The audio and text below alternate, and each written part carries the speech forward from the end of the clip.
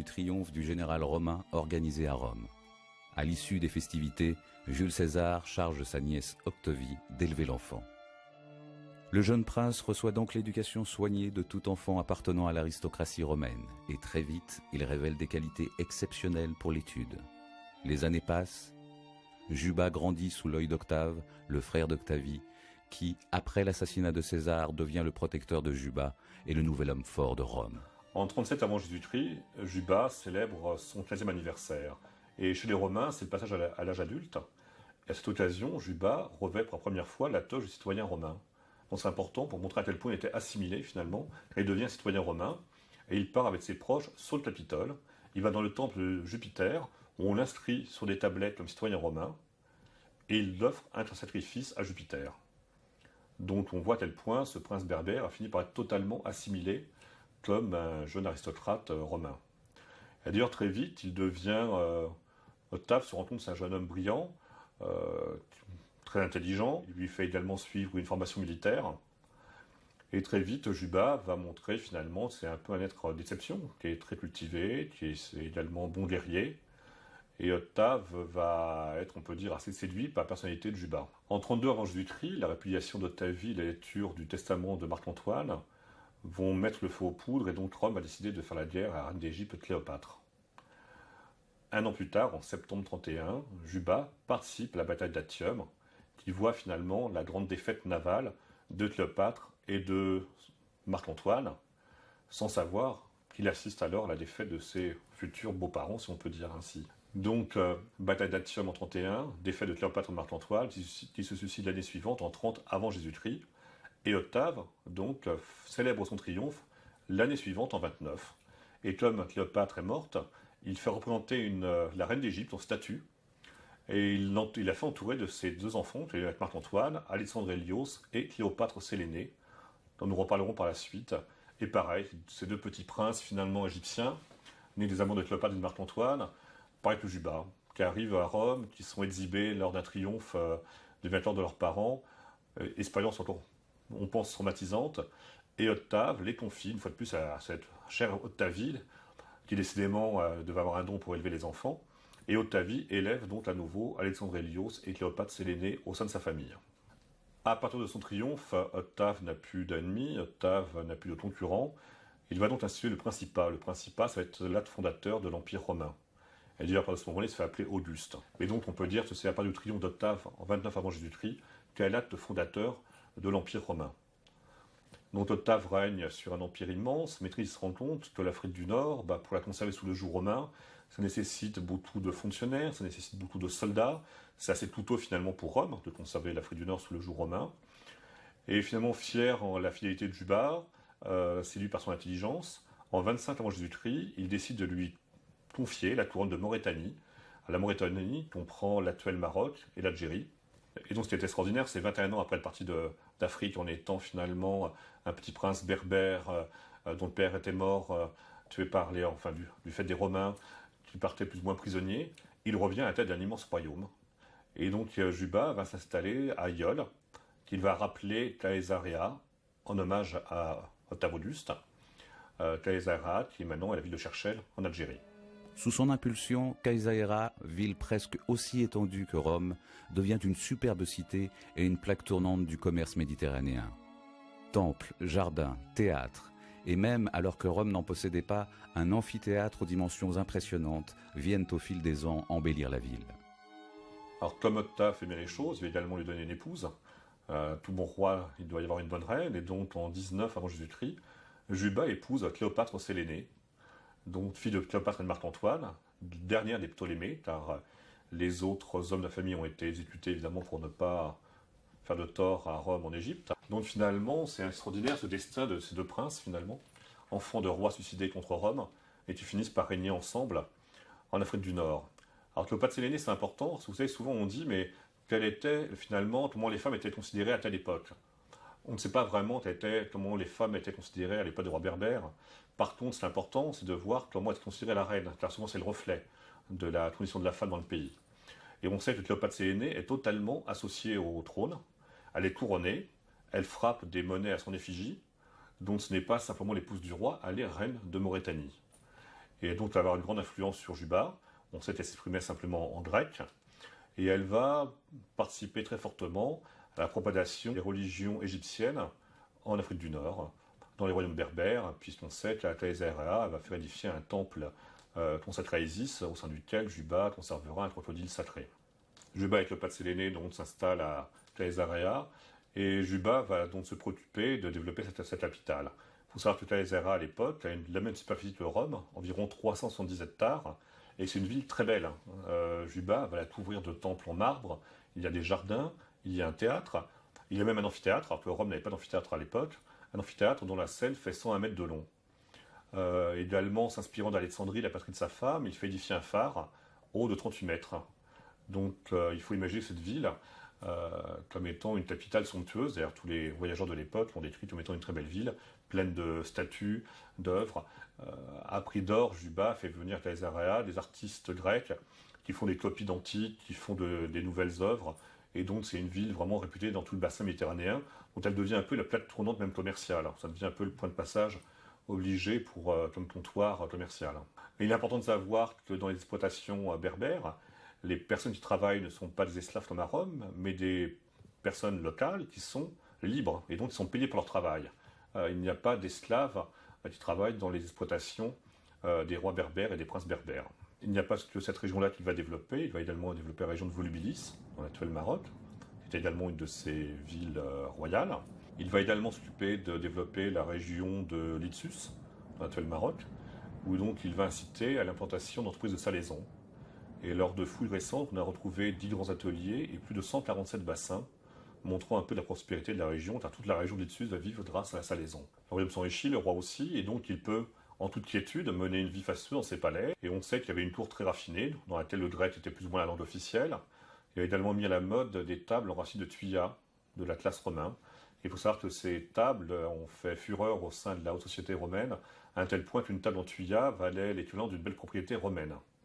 Donc c'était une source de revenus également importante. Donc Juba était un fin promoteur de son royaume, on peut dire un bon commercial pour la Mauritanie, et donc il va considérablement enrichir son royaume. Et de façon unanime, Juba est connu à l'époque comme étant un savant, un artiste, et c'est l'image que dans l'Antiquité, dont on peut dire qu'il va rester principalement de vie, quoi. Lorsqu'un fils naît en l'an 5 avant Jésus-Christ, c'est naturellement le nom de Ptolémée, en hommage à ses ancêtres égyptiens que Juba II donne naissance au jeune prince berbère. Le règne de Ptolémée débute donc sous de bons auspices.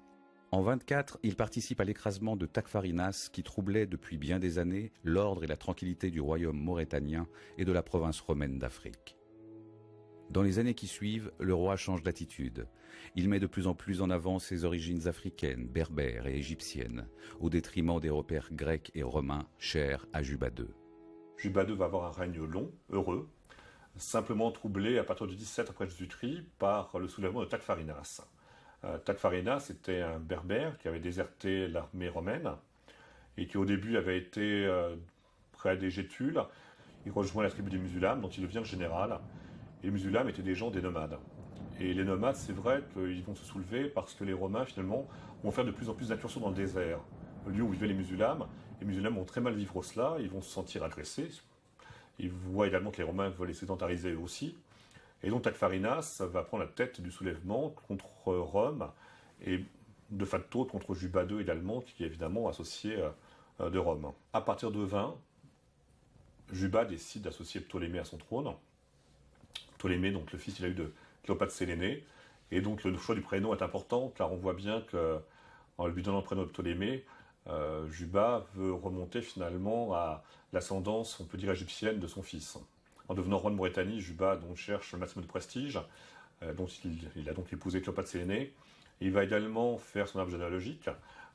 Donc comme Jules César remontait de Vénus, et ben lui il va dire qu'il remonte d'Hercule, car dans les mythes, on dit qu'Hercule était le dieu ancêtre des Berbères. Donc Juba va se faire établir sa généalogie qui remonte jusqu'à Hercule pour se donner encore plus de prestige. Donc à la mort de Cléopâtre Sélénée, Juba II finalement va faire édifier pour son épouse un mausolée qui rappelle ses origines égyptiennes. Et il va donc faire ce superbe tombeau pyramidal qu'on appelle à tort maintenant le tombeau de la chrétienne, qui se trouve à Tipaza, pas très loin d'Alger. Et c'est donc là également qu'après sa mort, Juba II viendra reposer auprès de son épouse. Donc Juba meurt en 23 après Jésus-Christ, après un règne de 48 ans. Alors ce qui est incroyable, c'est la longueur des règnes de ces rois, car Massinissa 53 ans, Juba II 48 ans. Et je vous avouerai que j'ai un petit coup de cœur moi, pour Juba II, parce que je trouve que c'est un destin hors du commun, car finalement, prince berbère nourri de culture punique, élevé à Rome, ayant reçu une éducation grecque, il représente finalement une symbiose de toute la culture méditerranéenne. Pas lui tout seul, il est, on peut dire, le représentant de la culture méditerranéenne de son époque, car finalement il regroupe aussi bien Rome que la Grèce, que l'Afrique du Nord, que l'Égypte, même par sa femme. Et donc je trouve que c'est vraiment un personnage assez attachant. Déjà, ce qui explique ces règnes longs, c'est déjà le fait que Massinissa comme Juba ont tout de même beaucoup développé leur royaume. C'est des règnes, bon, Massinissa c'était un peu plus troublé avec les guerres, mais autrement des règnes assez opulents, où il y a eu de l'agriculture, où les gens, il y avait du travail. Il faut bien penser que Juba, comme je disais, il n'y avait pas d'esclaves dans le royaume qui travaillaient, donc tous ces temples, tous ces monuments, ça fait du travail. Ça veut dire qu'il y a des artisans, ça veut dire que voilà, on a retrouvé à Volubilis des mosaïques des potes qui sont vraiment somptueuses. Le degré de raffinement des tours berbères faisait vivre tout le pays, quoi. Donc il est vrai que pour les gens, que voulez-vous à partir du moment où il y avait de quoi manger, où ils avaient de l'argent, voilà, c'est donc ce qui explique la longévité de ces rois. Ça explique aussi le fait qu'après ils ont été objets de culte, puisqu'on sait que 4 siècles après sa mort, il y avait encore un culte de donner en Afrique du Nord à Juba II. Donc en 23, la mort de Juba, Ptolémée, qui était déjà associé depuis 3 ans au trône, devient roi à part entière de Mauritanie. Et l'année suivante, Tacfarinas meurt au combat. Donc Ptolémée, finalement, est d'ailleurs récompensé par Rome, remercié par Rome d'avoir participé à cette élimination de Tacfarinas, qui avait causé quelques soucis quand même aux Romains et aux Berbères pendant quelques années. Et Ptolémée, par contre, ne va pas être très populaire auprès de ses sujets, parce qu'on lui reprochait un peu sa jeunesse dorée. On disait qu'il laissait le pouvoir à des affranchis, qu'il n'aimait pas trop gouverner, il aimait surtout faire la fête avec des amis. Il avait la réputation d'avoir été très gâté par Juba et par Cléopâtre Sélénée, et donc c'était un peu l'enfant gâté qui d'un seul coup, devenu roi, décidait de s'amuser, ne s'intéressait pas trop au gouvernement de son royaume. Destin fabuleux que celui de ce petit prince berbère, prisonnier des Romains, qui est devenu un des rois les plus brillants de son époque. Juba II a su réunir dans l'harmonie toutes les composantes de la culture méditerranéenne et il s'est appliqué à les diffuser. Il sera pour son peuple l'objet d'un culte jusqu'au IVe siècle. C'est intéressant, c'est de remarquer qu'au fil des années, Ptolémée va de plus en plus revendiquer ses racines africaines. Fier d'être le dernier Ptolémée, dont il porte le nom. D'ailleurs, si on peut voir au Louvre un buste de Ptolémée jeune et un autre, disons, à un âge plus adulte, l'âge adulte. Et il est intéressant de voir justement les bustes des rois berbères quand ça va au Louvre. Il y a déjà un buste du roi Juba Ier qui est là, des types très africains, avec une barbe bouclée, des cheveux crépus, qui a vraiment une représentation en statue assez africaine. Après, on passe à Juba Ier, qui lui, totalement assimilé par les Romains, étant lui-même citoyen romain, va se faire représenter toujours de façon, on peut dire, à la manière grecque ou gréco-romaine, une facture très classique. Le buste de Ptolémée enfant, fait sous le règne de Juba, va lui aussi reprendre cette tradition finalement de représentation très gréco-romaine. Sur le buste de Ptolémée à l'époque de la maturité, on peut dire, on voit finalement qu'il reprend un type africain, on voit avec un peu un début de barbe, des cheveux un peu bouclés, et on sait que Ptolémée était très fier de ses origines africaines. Par contre, il y a un fait important pour lui, étant un petit-fils de Marc-Antoine par sa mère, il va avoir un cousin très connu, Caligula. Caligula devient empereur de Rome, et Caligula au début est un empereur plein de promesses, et en 37, Caligula tombe gravement malade. Pendant sa maladie, sa famille va se réunir en se disant, s'il décède, qu'allons-nous faire de l'Empire? Finalement, Caligula ne meurt pas, guérit si on peut dire, car il guérit, mais on peut dire qu'il est fou. Et après ce moment-là, il va vivre un peu avec des névroses obsessionnelles. Et en 38, il demande à Ptolémée de quitter son royaume et de venir auprès de lui à Rome. Donc Ptolémée obéit, vient auprès de Caligula à Rome, et on sait que Ptolémée s'habillait toujours en simple toche blanche par respect pour Caligula, qui lui était en pourpre. Et Ptolémée va vivre près de Caligula, mais toujours un peu on peut dire sur le fil du rasoir, car il voit bien que son cousin a cette démence. Et en 39, il va accompagner Caligula en Germanie. Caligula va partir en Germanie pour une campagne. Et là, finalement, il va apprendre cette fameuse réunion de famille qui avait eu lieu pendant sa maladie. Et Caligula va se persuader que tous les gens qui ont participé de près ou de loin à cette, on peut dire, conférence familiale de savoir qu'allons-nous faire de l'Empire après sa mort, ont donc souhaité sa mort. Et donc Caligula, il va là s'énerver, il va tuer son beau-frère, il va exiler ses sœurs, il va tuer tous les gens qui ont participé de près ou de loin à cette rencontre. Ptolémée, lui aussi, est compromis dans cette affaire, mais pour l'instant, il arrive à, on peut dire, à sauver sa tête. Juste en janvier 40, Ptolémée vient avec Caligula à Lyon, la capitale des Gaules de l'époque. Et on sait que lors d'un spectacle, Ptolémée arrive, cette fois-ci plus en toche blanche, mais habillé en roi, avec un manteau de pourpre, sa couronne sur la tête et son sceptre. Les traducteurs de l'époque nous disent que le peuple, séduit par cette vision de ce roi superbe dans ses habits royaux, se lève pour l'acclamer, et que Caligula, de jalousie, ordonne son exécution. Je pense en réalité, c'est plutôt que Ptolémée, se sachant menacé par Caligula, est venu en roi simplement pour lui dire « Attention, je ne suis pas n'importe quel membre de ta famille, je suis moi aussi un roi ».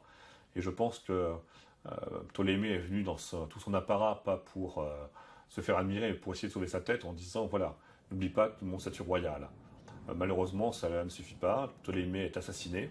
En 41, nouveau soulèvement encore derrière un certain Salabos, qui va essayer justement de chasser les Romains de Maurétanie. Mais là, il n'y a rien à faire. Les Romains vont mettre fin au soulèvement des Berbères. Et en 43, le royaume de Maurétanie est totalement incorporé dans l'Empire romain, divisé en 2 provinces par l'empereur Claude, successeur de Caligula. C'est la fin du royaume indépendant des Berbères.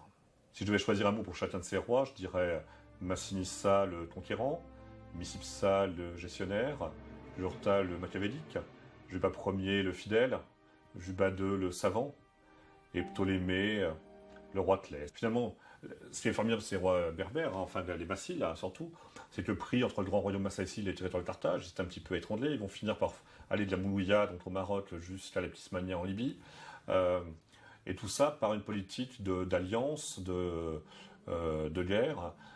Finalement, quand leurs choix politiques vont être malheureux du fait finalement de la victoire de César, retournement de situation, puis finalement l'héritier du trône va redevenir à nouveau un roi prestigieux.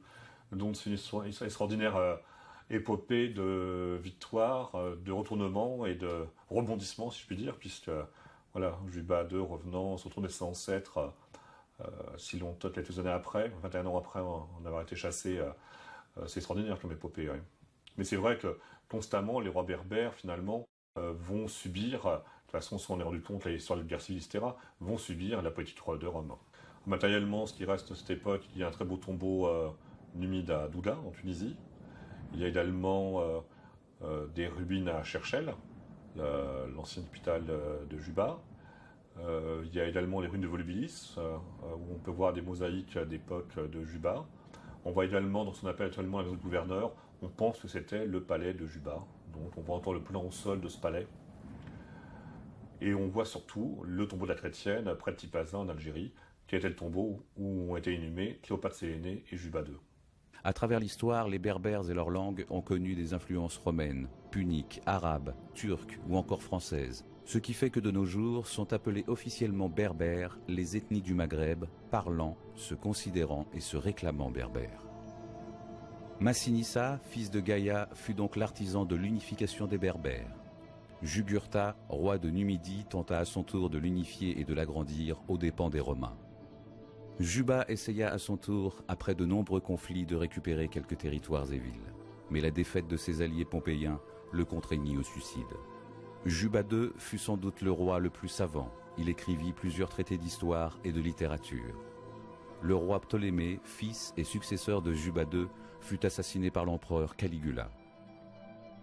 Ces 5 rois ont marqué une période importante de l'histoire des Berbères, et ils ont sûrement fondé l'identité d'un peuple tout entier.